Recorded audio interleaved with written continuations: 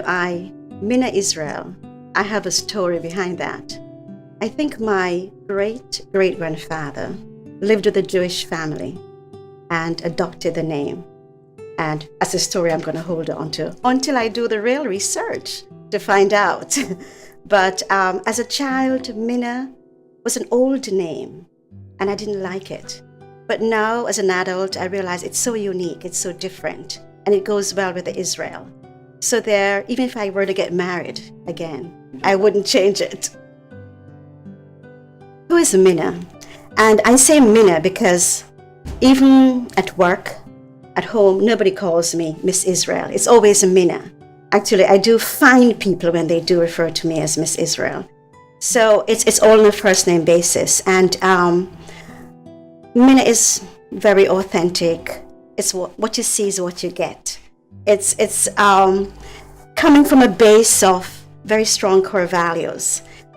Very strong core values, which I was very fortunate that they were always aligned with whether it was the places I worked, the schools I went to, strong core values of trust, integrity, providing service above self, always teamwork, knowing that you alone can't do it, and how you then inspire others to help you achieve even more than you expected.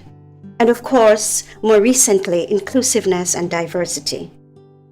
Strong core values which have taken me through a number of years, a number of decades. I can recall at 5 years old, I went to an infant school, not a prep school in the country, Clarendon. It was an infant school, and my teacher, Miss Maud, because my parents in the district had the shop. We were probably more affluent than most. At the time, I thought I was wealthy until I went to high school and saw kids driving to school. It's all relative, eh? So in the country, you're poor. But because you have strong parents, I had both my dad and my mom, a very large family where I learned very early to share, to be a team player, but more so to be very competitive. There were 4 girls, 6 boys. By the time I came around, a number of them had left home, gone, all over the place, studying in England and all that.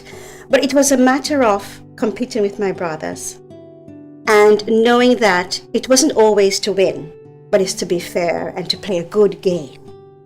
Always playing that game, and where there was equality, but at the same time, at the end of the day, there was a winner. So it was from the early days, those strong values which were inculcated so early. We had to go to Sunday school. And as a teenager, I didn't like that as much. But as a child, it was fun because you got a lot of money to buy icicle after church, and really to play with other kids in the neighborhood. So that teamwork has really taken me throughout my life, and recognizing that together we do so much more than individually.